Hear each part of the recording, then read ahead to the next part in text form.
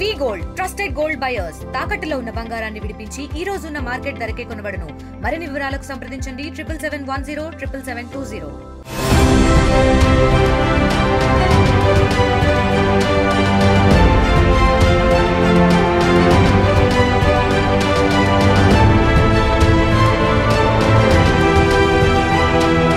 జాతీయ పసుపు board announce అయ్యి 6 నెలలు గడిచింది.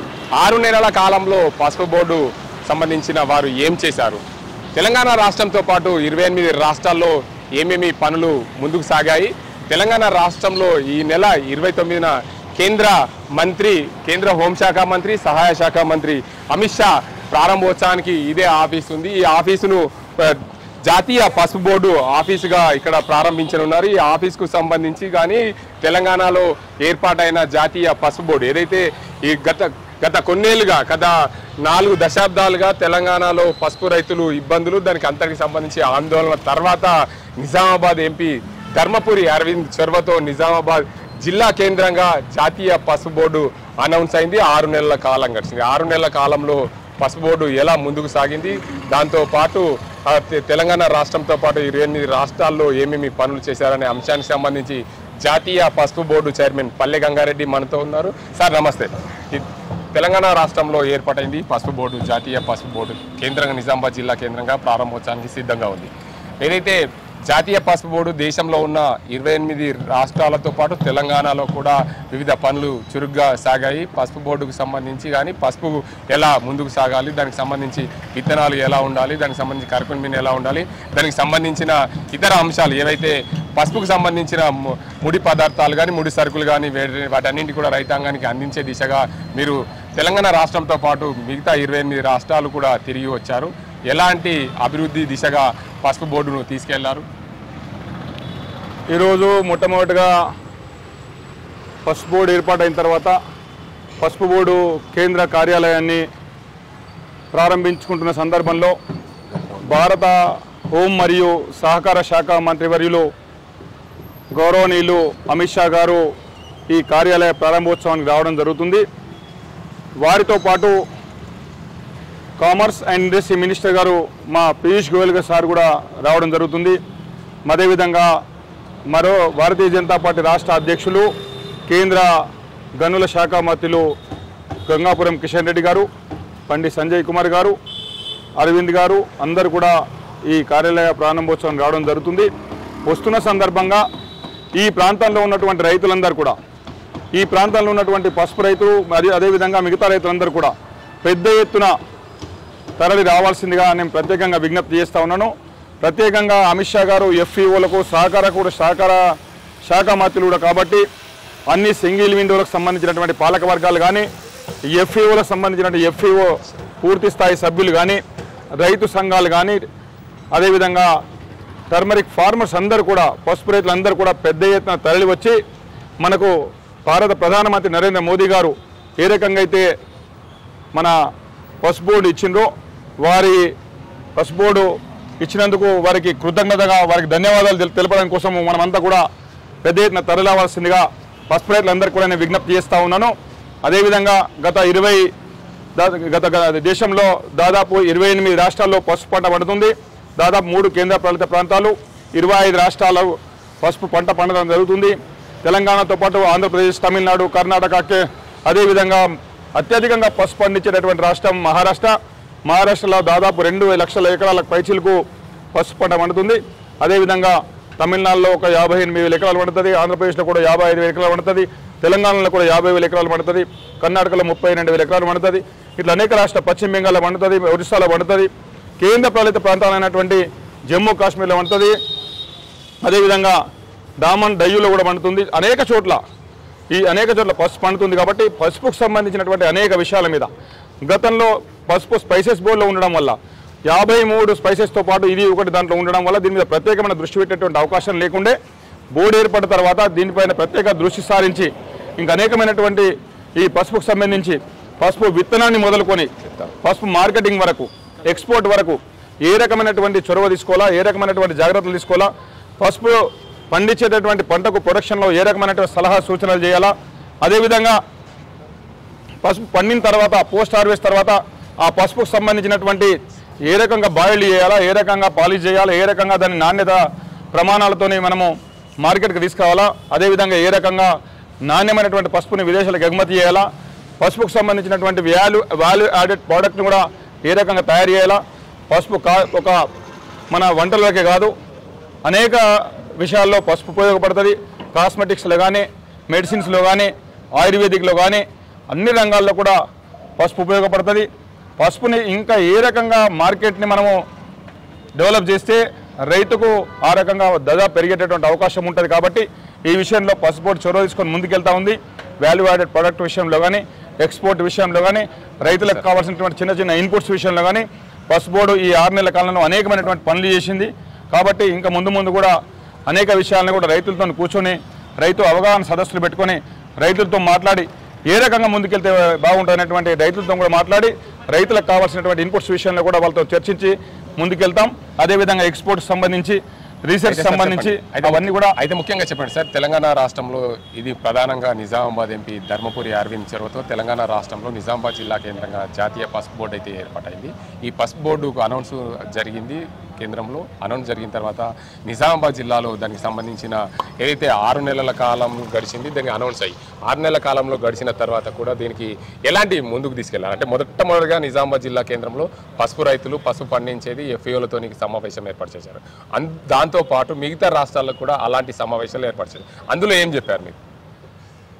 మన తెలంగాణతో పాటు నేను దాదాపు చాలా రాష్ట్రాలకు వెళ్ళడం జరిగింది. మహారాష్ట్ర కూడా వెళ్ళడం జరిగింది, మహారాష్ట్ర కూడా వెళ్ళడం జరిగింది. అదేవిధంగా అస్సాం వెళ్ళడం జరిగింది, మేఘాలయ వెళ్ళడం జరిగింది, అదేవిధంగా ఆంధ్రప్రదేశ్ వెళ్ళడం జరిగింది, మళ్ళీ అదేవిధంగా తమిళనాడులో కూడా సమావేశాలు పెట్టడం జరిగింది.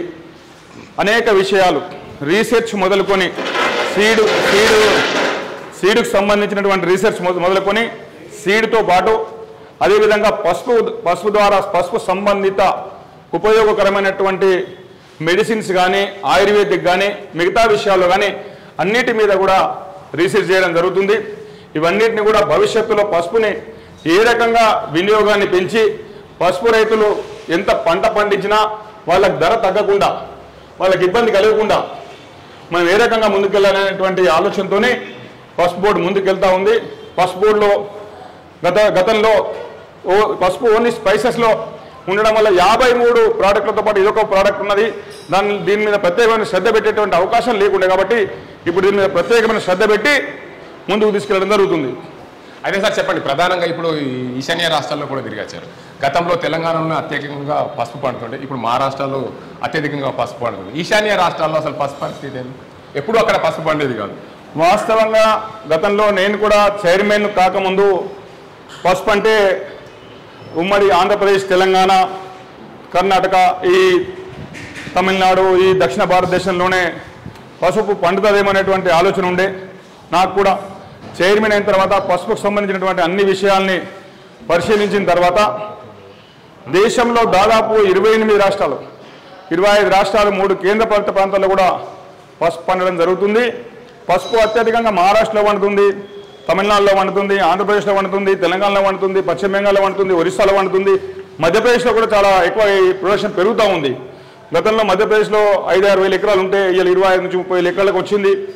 అదేవిధంగా నార్త్ ఈస్ట్లో మీరు అడిగినట్టు ఏదైతే నార్త్ ఈస్ట్ ఉందో, నార్త్ ఈస్ట్లో అస్సాంలో కూడా దాదాపు 20 వేల ఎకరాలు పండుతుంది. అదేవిధంగా దేశంలోనే కాదు ప్రపంచంలోనే అత్యధిక కర్కుమిన్ శాతం వచ్చేటటువంటి ఒక వెరైటీ నార్త్ ఈస్ట్ మేఘాలయలో పండుతుంది. అది మేఘాలయలో ఒక ప్రాంతంలో లకడంగ్ వెరైటీ అని ఒక మంచి వెరైటీ, కర్కుమిన్ శాతం 8.5 నుంచి 9.5-10 వరకు వచ్చేటటువంటి వెరైటీ. ఆ లకడంగ్ వెరైటీకి ప్రపంచంలోనే మంచి డిమాండ్ ఉంది. ఆ కర్కుమిన్ ద్వారా అనేకమైనటువంటి రోగాలు నయమైనటువంటి అవకాశం ఉంటుంది. అనేకమైన మెడిసిన్ల కంపెనీలకు కూడా అది అవసరం ఉంటుంది. కాబట్టి దాని డిమాండ్ కూడా బాగుంది. ఆ రకమైనటువంటి కర్కుమిన్ పర్సెంటేజ్ మిగతా అదే వెరైటీ మన ఆరుమూరు ప్రాంతానికి నిజామాబాద్ జిల్లాకు తీసుకొచ్చి పెడితే ఆ రకమైనటువంటి కర్కుమిన్ పర్సెంటేజ్ రావడం లేదు. దానికి కారణం ఏందనే విషయంలో సైంటిస్టులు దాని మీద పరిశోధనలు చేయమని చెప్పి బోర్డు తరఫున కోరడం జరిగింది. అదేవిధంగా కర్కుమిన్ పర్సెంటేజ్ రావడంతో పాటు అక్కడ ఉన్నటువంటి నార్త్ ఈస్ట్ రైతులు చిన్న చిన్న కమతాలు, ఒక్కొక్కరు 10 గుంటలు 20 గుంటలు ఆ రకంగా పంటలు పండించుకొని 30 గుంటలు 40 గుంటలు అట్లా 1 ఎకరం వరకు 2 ఎకరాల వరకు కూడా పంట పండించుకొని అదంతా కూడా ఆర్గానిక్ పద్ధతిలో చేస్తారు. కాబట్టి నార్త్ ఈస్ట్లో హిల్స్లో కొండలపైన పండేటటువంటి పసుపుకు డిమాండ్ కూడా ఉంది. కాబట్టి ఆ రకంగా వాళ్ళకు కొంత రేటు కూడా ఎక్కువ వస్తుంది. అదేవిధంగా ఒక్కొక్క ప్రాంతానికి ఒక్కొక్క రకమైనటువంటి పసుపు అనుకూలంగా పంట రావడం జరుగుతుంది. మన తెలంగాణలో ముఖ్యంగా ఆర్మూరు, జగిత్యాల, నిర్మల్ ప్రాంతంలో ఎర్రగుంటూరు అని ఆర్మూరు వెరైటీ అంటారు, ఎర్రగుంటూరు అంటారు. ఈ రెండు ఏదైతే ఉందో ఇది ఇక్కడ మంచి ఈల్డింగ్ వస్తుంది, మంచి వెయిట్ వస్తుంది, మంచి కలర్ వస్తుంది. కానీ కొర్కుమెంట్ పర్సెంటేజ్ 2.5 నుండి 3 వరకే వస్తుంది. అదేవిధంగా రాజాపూరి లగాడి అని కర్ణాటకలో పండుతుంది. కర్ణాటకలో పండేటటువంటి రాజాపూరి లగాడి ఎప్పుడు కూడా అన్ని పసుపు రకాల కంటే మార్కెట్లో ఏఎంసీలోకి వెళ్తే దాదాపు ఒక 5 నుంచి 6 వేల రూపాయలు రేట్ ఎక్కువ ఉంటుంది.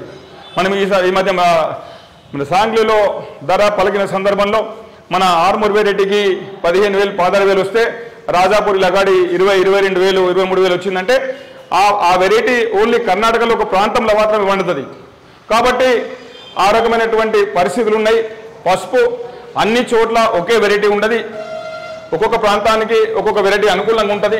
కాబట్టి ఆ వెరైటీలు మాత్రమే అక్కడ కొంత వాళ్ళకు అనుకూలంగా ఉన్నటువంటి వెరైటీలని వాళ్ళు సాగు చేస్తారు. కాబట్టి రేపు భవిష్యత్తులో మన ఆర్మూర్ ప్రాంతానికి కానీ మిగతా ప్రాంతాలు కానీ ఏ రకమైనటువంటి వెరైటీలు అవసరం ఉన్నాయి, ఏ రకంగా దాన్ని ముందుకు తీసుకెళ్లాలనేటువంటి ఆలోచనతో రీసెర్చ్ మొదలుకొని అదేవిధంగా ఎక్స్పోర్ట్ వరకు అన్ని విషయాల మీద కూడా బోర్డు అందరి ఎక్స్పర్ట్తోని సమావేశాలు పెట్టి ఏ రకంగా ముందుకెళ్తే బాగుంటుందనే విషయంలో మా అధికారులు కానీ మేము కానీ ముందుకెళ్లాలని అనుకుంటున్నాం.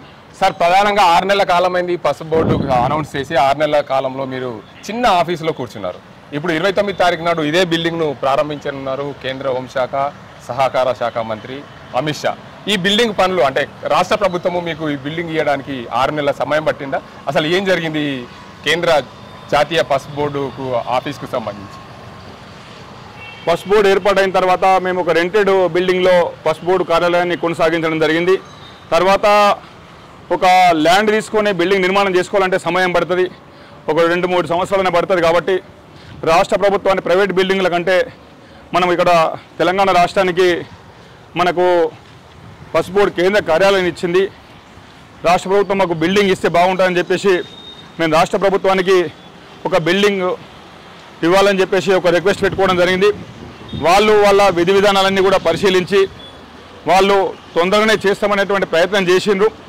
కానీ కొంత లేట్ అయినప్పటికీ కూడా వాళ్ళు ఆర్ఎండ్బి నుంచి మాకు కేంద్ర పసుపు బోర్డు కార్యాలయానికి ఒక మంచి బిల్డింగ్ కూడా ఇవ్వడం జరిగింది. వారికి కూడా నేను ప్రత్యేకంగా కృతజ్ఞతలు చెప్పడం జరిగింది.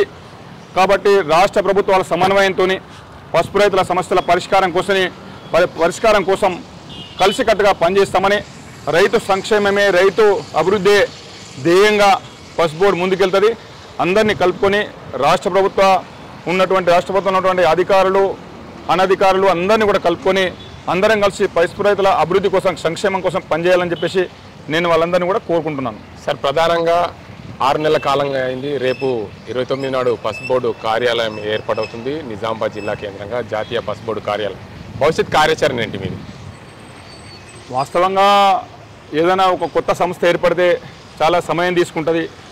అయినప్పటికీ కూడా మేము మా అధికారులు, మా ఐఏఎస్ ఆఫీసరు, సెక్రటరీగా వచ్చినటువంటి భవానీ కానీ మిగతా వాళ్ళు చాలా హార్డ్ వర్క్ చేస్తూ ఉన్నారు, కష్టపడతా ఉన్నారు. దీనికి కొన్ని విధి విధానాలు ఉంటాయి. ప్రభుత్వంలో ఒక కార్యక్రమం చేయాలన్నా అనేకమైనటువంటి నిబంధనలు ఉంటాయి. వాటన్నిటిని అధిగమించి ముందుకెళ్లాలనేటువంటి ఆలోచనతో ముందుకెళ్తూ ఉన్నాం. చాలా కష్టపడి ప్రయత్నం చేసి ఈ కార్యాలయం సాధించుకున్నాం. ఇంకా అనేక విషయాల్లో కూడా మినిస్ట్రీతోని సంప్రదింపులు జరుపుతూ ఉన్నాం.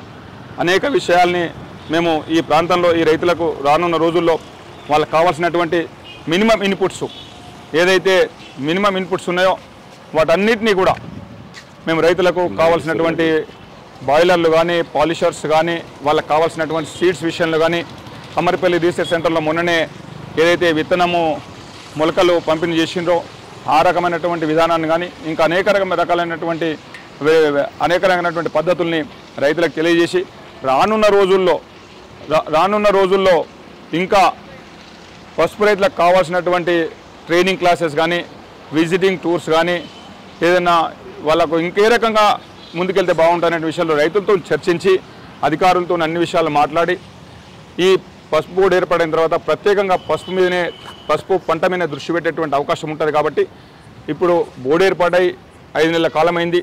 ఇంకా ముందు దీనికి సంబంధించినటువంటి అనేక విషయాల్ని కూడా ప్రణాళిక రూపొందించుకొని ముందుకెళ్తామని చెప్పి తెలియజేసుకుంటాం. అసలు సార్ ప్రధానంగా ఒక కొత్త సంస్థ ఏర్పడాలంటే దానికి కొంచెం కష్టంతో కూడుకున్న పని.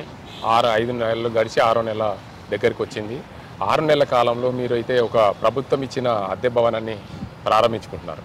అయితే దీనికి సంబంధించి పసుపుకు సంబంధించి రానున్న రోజుల్లో మీరు పరిశోధనలు చేయడం కానీ దానికి సంబంధించిన సొంత బిల్డింగ్ కట్టుకోవడం కానీ ఎంత సమయం పట్టే అవకాశాలు ఉండొచ్చు? అంటే కేంద్ర ప్రభుత్వము దీనికి భూమి కేటాయించాలి, రాష్ట్ర ప్రభుత్వము భూమి చూయించాలి. ఇవన్నీ జరిగే పని చాలా, అంటే ఒక పంట వేయాలంటే పడిత భూమిని డెవలప్ చేయాలి, దానికి ఎంతో కష్టంతో కూడుకున్న పని.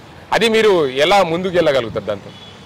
నేను చాలాసార్లు ఇంతకుముందు మీరు ఇంటర్వ్యూ చేసినప్పుడు చెప్పినాను, ఇంకా చాలామంది ఇంటర్వ్యూ చేసినప్పుడు కూడా చెప్పడం జరిగింది. విషయం ఏంటంటే ఒక నూతనంగా ఏర్పడే సంస్థ నిలదొక్కుకోవాలంటే కొంత సమయం పడుతుంది. ఇలా తెలంగాణ ఆంధ్రప్రదేశ్ వేరుపడ్డ తర్వాత ఆంధ్రప్రదేశ్కు రాజధాని లేకుంటే వాళ్ళు ఏ రకంగా కొంత ఇబ్బంది పడరో, మా స్పైసెస్ బోర్డు నుంచి మనం పసుపు బోర్డు వేరుపడిన తర్వాత కూడా మా పరిస్థితి కూడా అదే విధంగా ఉంది. ఎందుకంటే అన్నీ సమకూర్చుకోవాలా, అధికారులు రావాలి, బడ్జెట్ రావాలి, ఇంకా మిగతా అన్నీ రావాలి. ఇవన్నీ రావాలంటే కొంత సమయం పడుతుంది. మాకు కొంత బడ్జెట్ వచ్చింది, కొంత పని నడుస్తోంది, కొంతమంది అధికారులు వచ్చిండ్రు, పని నడుస్తూ ఉంది, ఇంకా అవసరం ఉన్నటువంటి అధికారులని రిక్రూట్ చేసుకోవాలా. ఇవన్నీ చేయాలంటే కొంత సమయం పడుతుంది. పిల్లడు పుట్టగానే పరిగెత్తేటువంటి పరిస్థితి ఉండదు. ఆయన పుట్టిన తర్వాత అంబాడిసిన తర్వాత నడిచిన తర్వాత పరిగెత్తాడు. ఈ రకంగా కొంత సమయం పడుతుంది. సమయం పడ్డప్పుడు కూడా మేము చాలా వేగంగా పనులు జరుపుతూ ఉన్నాం. చాలా వేగంగా బోర్డు అభివృద్ధి కోసం ప్రయత్నం చేస్తూ ఉన్నాం. ఎట్టి పరిస్థితుల్లో కూడా పసుపు రైతుల సంక్షేమం కోసమే బోర్డు పనిచేస్తుంది. అదేవిధంగా పసుపు రైతులకు మద్దతు ధర ఏదైతే ఉందో ఆ ధర తగ్గకుండా ఉండాలంటే ఎక్స్పోర్ట్ మీద ప్రధానంగా దృష్టి పెట్టాలి. బోర్డు ఎక్స్పోర్ట్ పైన ప్రధానంగా దృష్టి పెడుతుంది. వాల్యూ యాడెడ్ ప్రోడక్ట్స్ మీద ప్రధానంగా దృష్టి పెడుతుంది. అదేవిధంగా సీడ్ రీసెర్చ్ మీద దృష్టి పెడుతుంది. అదేవిధంగా రైతులకు కావాల్సినటువంటి ఇన్పుట్స్ కూడా ఏదైతే కావాలో అవన్నీ కూడా బోర్డు సమకూర్చే విధంగా మేము ప్రయత్నం చేస్తాం. చివరిగా ఒక ప్రశ్న, మీరైతే పసుపు బోర్డు జాతీయ చైర్మన్గా అయ్యారు. కేంద్ర ప్రభుత్వానికి ఇటు రైతులకు మీరు ఎలాంటి సందేశం ఇస్తారు? కేంద్ర ప్రభుత్వం నుంచి ఎలాంటి సందేశాన్ని తీసుకుంటారు, సలహాలు తీసుకుంటారు, రైతులకు ఎలాంటి సూచనలతో ముందుకెళ్తారు పసుపు బోర్డు ద్వారా? గత అనేక సంవత్సరాలుగా పోరాటం, 3 దశాబ్దాలు పోరాటం చేసినటువంటి రైతాంగానికి అనేక మంది నాయకులు అనేక రకాలుగా వాగ్దానాలు చేసిండ్రు. ఏ ఒక్కరు కూడా ఆ వాగ్దానాన్ని ఫుల్ఫిల్ చేసినటువంటి పరిస్థితి లేదు, నెరవేర్చినటువంటి పరిస్థితి లేదు. కానీ మా గౌరవ పార్లమెంట్ సభ్యుడు అరవింద్ గారు 2019 ఎన్నికల కంటే ముందు ఏ రకంగా రైతులు పడుతున్నటువంటి ఇబ్బందుల్ని, బాధల్ని గమనించి ఎట్టి పరిస్థితుల్లో కూడా ఈ పసుపు బోర్డు మనం సాధించి తీరాలనేటువంటి సంకల్పంతోనే రైతులు, ఏ రైతు కూడా అరవింద్ గారిని మీరు నాకు పసుపు బోర్డు ఇస్తామని చెప్పి బాండ్ రాసి ఇవ్వమని చెప్పలేదు. ఏ రైతు సంఘంలోకి వెళ్ళి ఆయన బాండ్ రాసి ఇవ్వలేదు. నాతోని విచారం చేసి పసుపు బోర్డుకు సంబంధించి మనం సాధించాలంటే ఏదైనా కేంద్రం పైన కొంత ప్రెషర్ తీసుకురావాలంటే మనం ఏదో ఒక గ్యారంటీ ఇద్దామని చెప్పేసి వారి సొంతంగా ఒక నిర్ణయం తీసుకొని పసుపు బోర్డుకు ఒక బాండ్ రాసిచ్చి బాండ్ రాసి దాన్ని సోషల్ మీడియాలో పెట్టిన తర్వాత ఆ సోషల్ మీడియాలో పెట్టిన తర్వాత ఆయన గెలిచిన తర్వాత ఏ రకంగా ఈ టీఆర్ఎస్ గూండాలు కానీ కొంతమంది వేరే వాళ్ళు కానీ ఏ రకంగా ఆయనని ఇబ్బంది పెట్టిండ్రు, ఏ రకంగా చేసిండ్రో మనందరం చూసినాం. ఆయన ఎన్ని ఇబ్బందులు పెట్టినా ఎక్కని ఆఫీస్ లేదు, కలవని మంత్రి లేడు, అందరినీ కలిసిండు. ఈయన్ని సాధించే వరకు విశ్రమించకుండా తన 5 సంవత్సరాల పదవి కాలం పూర్తయ్యే లోపులనే పసుపు బోర్డు అనేటువంటి గత 3.5 దశాబ్దాల కళని నెరవేర్చడం జరిగింది. భారత ప్రధానమంత్రి మోదీ గారి ఆశీస్సులతో, అమిత్ షా గారి సహకారంతో పసుపు బోర్డును తీసుకొచ్చి నిజామాబాద్లో పసుపు బోర్డు కార్యాలయం ఏర్పాటు చేస్తామని చెప్పేసి ఎన్నికల కంటే ముందు భారత ప్రధానమంత్రితో చెప్పించి నిజామాబాద్లోనే చెప్పించి ఎన్నికలైన తర్వాత మళ్ళీ అనేకమైనటువంటి రాష్ట్రాలు పోటీ పడ్డప్పటికి కూడా కాంపిటీషన్లో మహారాష్ట్ర మేము అత్యధికంగా పసుపు పండిస్తాం, మాకు కేంద్ర కార్యాలయాన్ని ఇవ్వండి, లేకుంటే చైర్మన్ అని ఇవ్వండి అని ఎంత ఒత్తిడి తెచ్చినప్పటికీ కూడా తమిళనాడు, ఒక దిక్కు తమిళనాడు, ఇంకో రాష్ట్రం, ఇవన్నీ ఎన్ని ఒత్తిళ్ళు తెచ్చినప్పటికీ కూడా అరవింద్ గారు 2 నెలలు ఢిల్లీలోనే ఉండి ఎట్టి పరిస్థితుల్లో కూడా పసుపు గురించి కొట్లాడింది మా ఆర్మూర్ ప్రాంత రైతాంగం. దీనికోసం తీవ్రంగా ప్రయత్నం చేసింది. మీ అందరితోనే నేను కొట్లాట పెట్టుకొని ఇబ్బందులు పడి ఇవన్నీ చేసి బోర్డు సాధించినాను. ఎట్టి పరిస్థితుల్లో కూడా నిజామాబాద్కి కేంద్ర కార్యాలయం రావాలా. ఆ చైర్మన్ కూడా ఆ పోరాటం చేసినటువంటి రైతు కుటుంబం నుంచే ఒక రైతు చైర్మన్ కావాలని చెప్పేసి ఈ రెండింటిని కూడా సాధించినటువంటి వ్యక్తి మా అరవింద్ గారు. కాబట్టి రానున్న రోజుల్లో అరవింద్ గారి సహకారంతో ఈ బోర్డుని ఇంకా వృద్ధిలోకి తీసుకురావడానికి, రైతులకు ఎక్కువ ప్రయోజనాలు చేకూర్చడానికి, అదేవిధంగా పసుపుని ఎక్స్పోర్ట్ పెంచడం కోసం, అదేవిధంగా ప్రభుత్వానికి కేంద్ర ప్రభుత్వానికి మంచి పేరు తీసుకురావడం కోసం మా బోర్డు తప్పకుండా ప్రయత్నం చేస్తుందని చెప్పేసి నేను తెలియజేసుకుంటా ఉన్నాను. Thank you sir. ధన్యవాదాలు. మొత్తంగా చూసుకోవచ్చు, జాతీయ పసుపు బోర్డు కార్యాలయం నిజామాబాద్ జిల్లా కేంద్రంలో ప్రారంభం కావడం చాలా సంతోషంగా ఉంది. గత 6 నెలల కాలం పూర్తయింది పసుపు బోర్డు అనౌన్స్ అయ్యి. దీనికి అంతటి సంబంధించి 6 నెలల కాలంలో దేశంలో 29 రాష్ట్రాల్లో అన్ని రాష్ట్రాల్లో పండించే పసుపు రైతులకు మేము సలహాలు సూచనలు ఇచ్చాం. వారి దగ్గర నుండి కొంత ఇన్పుట్ కూడా తీసుకున్నాం. రానున్న రోజుల్లో పసుపుకు మరింత మహర్దశ వస్తుంది. ఎక్స్పోర్ట్ పెంచుతాం. ఎక్స్పోర్ట్ పెంచి రైతాంగానికి మంచి ధరలు వచ్చే విధంగా ప్రయత్నాలు చేస్తాం. దాంతోపాటు ఏదైతే నాణ్యమైన పసుపు పండించే దిశగా, వారికి మంచి వంగడాలు పండే దిశగా, ఏదైతే ఈశాన్య రాష్ట్రాల్లో ఏదైతే కొండల ప్రాంతంలో పండుతున్న అలాంటి పసుపు నిజామాబాద్ జిల్లాతో పాటు వివిధ రాష్ట్రాల్లో తీసుకొచ్చేందుకు మా వంతు ప్రయత్నం చేస్తాం. జాతీయ పసుపు బోర్డు ఏర్పాటు చేసిన కేంద్ర ప్రభుత్వానికి మేము కృతజ్ఞతలు తెలుపుతున్నాం. ఎందుకంటే వారి ఆశీస్సులతో నిజామాబాద్ జిల్లాలో పసుపు బోర్డు జాతీయ కేంద్రం కార్యాలయం ఇనాగ్రేషన్కి వస్తున్న అమిత్ షాకు మేము ధన్యవాదాలు తెలుపుతున్నాం. దాంతోపాటు 3 దశాబ్దాలు 4 దశాబ్దాలుగా పసుపు పోరాటం చేసిన రైతాంగం కూడా మేము రుణపడి ఉంటాం. ఎందుకంటే పసుపును మరింత వృద్ధిలోకి తీసుకురావాలి. గతంలో నిజామాబాద్ జిల్లాలో అత్యధికంగా పసుపు పండించే రైతులు ఉన్నారు. దానికోసం ఎన్నో ఏళ్లుగా పోరాటాలు చేశారు. వారందరి కృషి ఫలితమే జాతీయ పసుపు బోర్డు నిజామాబాద్ జిల్లా కేంద్రంలో కావడం మేము ఏదైతే సంతోషిస్తున్నాం. దాంతోపాటు ఒక రైతు బిడ్డగా నాకు జాతీయ పసుపు బోర్డుకు సంబంధించి ఏదైతే పదవి చైర్మన్గా రావడం నేను ఆనందం వ్యక్తం చేస్తున్నాం. దీంతోపాటు రైతాంగం కోసం మరింత దేశంలోని 29 రాష్ట్రాలకు పసుపు ఉత్పత్తి చేసే దిశగా, వారికి మంచి నాణ్యమైన వంగనాలు, దాంతోపాటు మంచి పరికరాలు అందించే దిశగా ప్రయత్నాలు చేస్తామంటున్నారు జాతీయ పసుపు బోర్డు చైర్మన్ పల్లె గంగారెడ్డి. ఇది ఇక్కడ పరిస్థితి. కెమెరా అజింతో గంగారెడ్డి, RTV నిజామాబాద్.